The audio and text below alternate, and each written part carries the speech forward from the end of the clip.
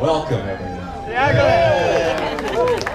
On behalf of Jeannie and I, first of all, I want to thank you for this amazing event of these two here, Dayna and Laurence. I'll get rolling here. They do look alike. I mean, it's amazing. This is going to be hard for me. I knew this day was going to come, and here we are. So I had to put it in words and writing. So I'm going to read some of it, and I live on some. I'm going to be honest with you, but here we go, guys. It's not easy to give your daughter away, but knew this day was going to come. We love you, Clyde. I know. Dayna meeting Laurence though does make it easy because of the fact that he's a genuine man, and he makes my daughter so happy.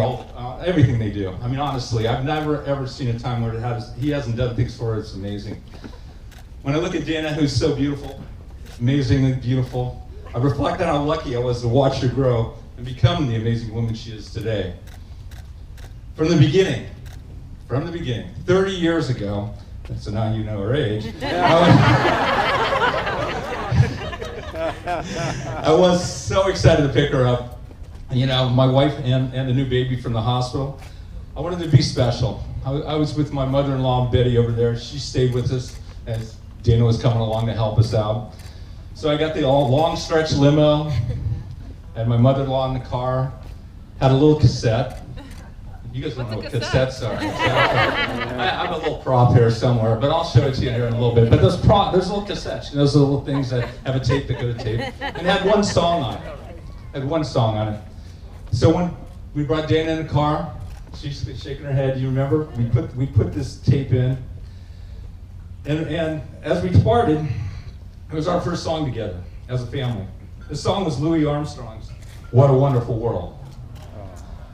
This song then has brought us to top tears of joy, and not only then, but almost every time we hear it. To this day, my wife and I, we could be somewhere, and this song comes on, tears start coming, but it's cool, it's so cool. And so for you people that don't know this song, I did write down one verse, and I'm not going to sing it to you, but I'm going to read it to you. Okay, you guys can help me sing it though, okay? I hear babies crying, I watch them grow. They'll learn much more than I'll ever know. And I think to myself, what a wonderful world. It is, it really is. It's since Dayna in these 30 years. So let me describe Dayna though. I mean, I got quick words, and so I'm gonna throw out the words, and some of you guys are gonna be shaking your head and go, yep. She's caring, loving, controlling. You have people that work for you. Organized. This event, I mean, when she was getting this going, I mean, if we're off by a little bit, she lets you know. So let me fix my tie here. Perfection, smart, quick learner. And I'm gonna say, go look at Craig, the most awesome big sister. She was a protector from the beginning and loved her brother from day one. These two are amazing. All right, so let's go. In Dayna's early years, okay, that's where I was fortunate, where Jeannie actually worked on Saturdays, and so I had the opportunity to basically be the father figure and the one in the house that really did all the good things to make sure that she grew up as she did. And did we have fun? Right away, Saturday morning, we would get up, we'd play music, jumping on beds, played in the mud.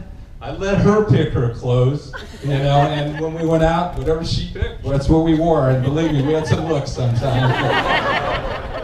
We would get our Auntie Lori, who's standing back there, we'd get her on Saturdays too, and we'd get our little red wagon, we'd go on journeys and hit almost every park. And we look forward to those Saturdays.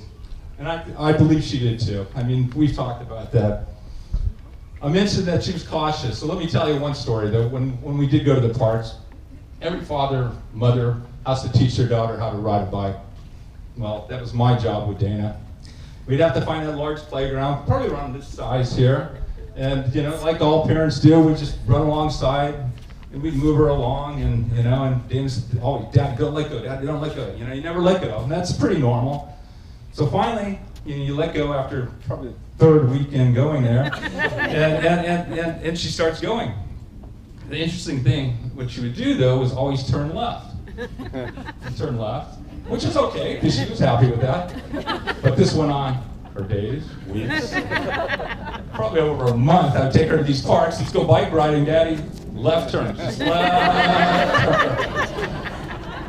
There's a connection here, folks. This man here, he's left-handed. It was meant to be. It was meant to be. Oh, man. So, sports has always been a part of her life. Basketball, softball, soccer. You may hear that later here. Soccer was her first sport. Again, we know what that's played in Scotland. And I was around 5 or 6, and basically with her best friend and maid of honor, we coached these kids when they were 5, 6 years old, you know, right here. And so sports were a big part of her life. Dayna was always surrounded by wonderful friends, always. Everyone that was brought to the house that I met were unbelievable and never got in trouble. Well, maybe tonight I'll find something different, I'm not sure. But there was one time that she got in trouble with us at home, and it did occur with Craig. As Craig was kind of looked up to her sister, and you know, they were in the kitchen, and Craig had his little toy trucks, and he's running around with them, and finally Dayna's looking at him, you know, Craig, come over. And we had the microwave, the microwave stand. Tells him to put the microwave, a metal truck, into the microwave, and started it. Needless to say, they said there was more sparks than ever, and the end of our microwave. But that's okay. I was not worried about it. Okay, Dayna and Laurence in the beginning.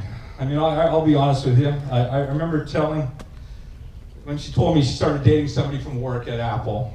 You know, and a little awkward, right? I mean, I managed people in years, and you know, and is that a good thing? Is that a bad thing? And it's okay. You know, I kind of listen half the time, anyways, because I never really acknowledged that Dayna had a boyfriend her entire life. I didn't realize that until last week we were talking. I never acknowledged, you know, but I really knew that when Laurence, it was really different. She'd share stories on how much fun the two were always having. I mean, early on, I mean, I know eventually he did leave Apple, and I don't have nothing to do with that. Get him apart, but, anyways, I have to admit, he's just perfect for Dayna. I mean, here's what I'm going to say. I mean, he challenges her to do things that she's never done before. I mean, travel the world, run marathons. Run marathons? Okay. And best of all, he challenged me. To put something from my bucket list. I don't even know what this is. Something from my bucket list. I mean, so here I am, you know, an older guy. Forever, I've got this bucket list when we're talking one day, and he's going, well, what things do you have to do? And I mentioned it to him, and I'm not going to tell you just yet. So the two of them get together. You know, I get this nice Christmas gift, and he says, okay, we're going to go on a plane ride. And I'm going, great, here we're going on a plane ride. So we go up to the Sacramento area. We get on a little light plane. I'm looking at my buddy Bob, he used to fly light planes, remember that? Up to 10,000 feet with the doors open. That in itself is amazing. But guess what we did? Jumped out of the airplane. This guy, and 20 or 30 times, but one of the things off my bucket list, he challenged me to say, you're gonna do it, and I did it, and thank you for that. You know, so this man is amazing when it comes to those things. So.